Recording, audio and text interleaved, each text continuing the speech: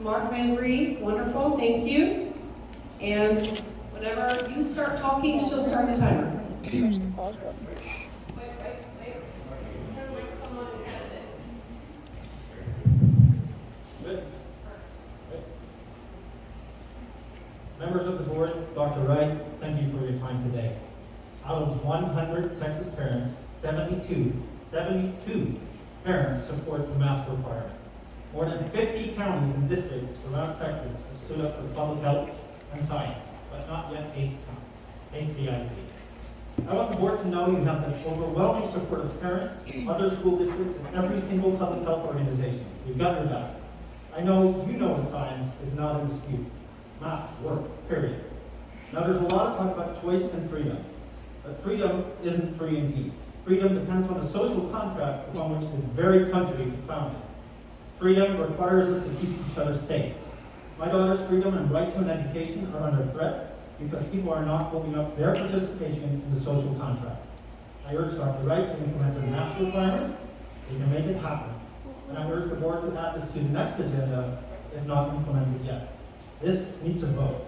Require students to wear masks so that my daughter and other kids can fully exercise. Okay, Mr. Van Bree, we're done. Sorry, thank you. All right, who's my...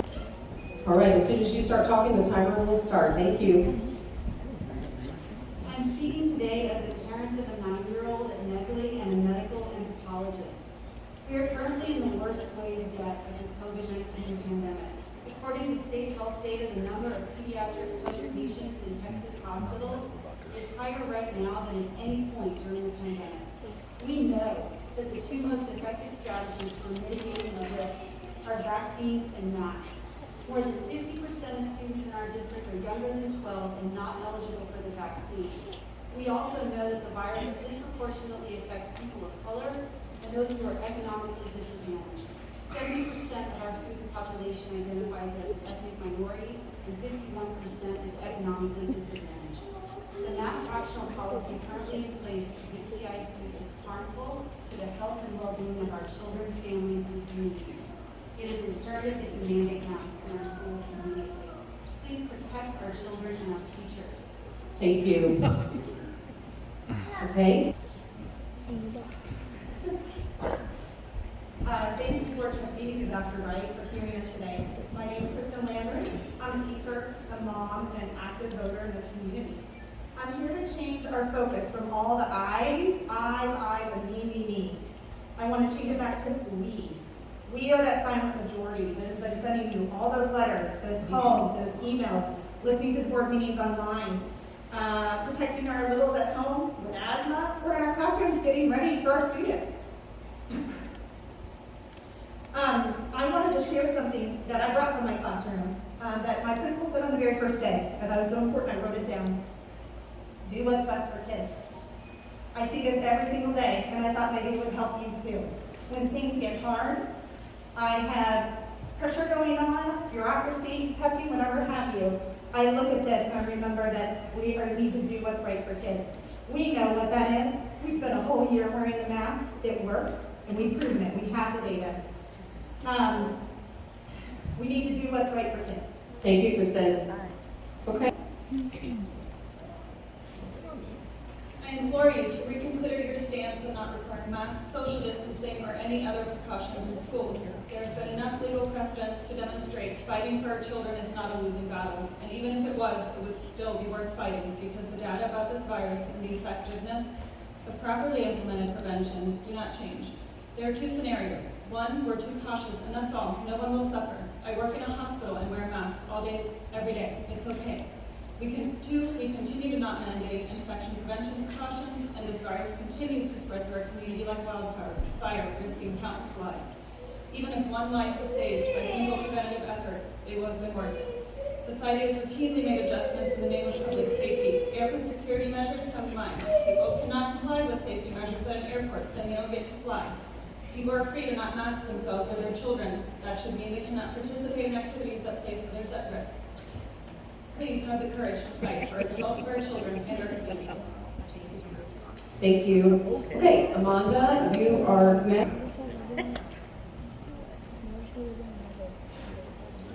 Thank you. I have a close friend who's a healthcare executive that serves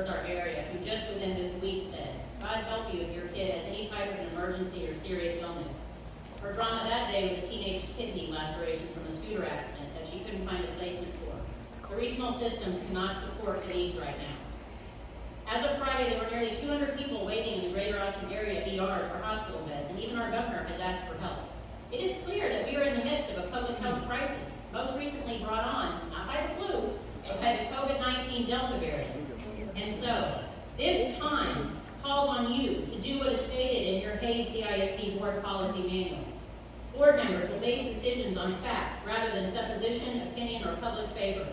They will refuse to surrender judgment to any individual or group at the expense of the district as a whole. They will be continuously guided by what is best for all students in the district. Please, I would rather all the events we want for our kids to go on with common sense safety precautions in place. All right, Amanda. You know what they are, and it is time. Thank you, Amanda. Good evening, can you hear me? I am a parent of 2 elementary age children in this district. One is currently recovering from RSV, and both have had pneumonia in the past 20 months. Homebound Academy is not a viable option for our family, as I doubt it is for many parents in this district. Dr. Wright, I know that you are following the data closely and understand that children are being affected more now than ever before. I ask all of you to please take a poll of the parents of Hayes CISD to gain insight beyond the passionate voices we have here tonight. Please consider a special session to discuss additional safety protocols such as masks, distancing, better ventilation, air filtration devices in classrooms, outdoor activities, and please do this at a minimum for our elementary and middle school students. The smallest in our community have no protection, and the people who sit before me are the only ones who can take additional steps to protect them as a group.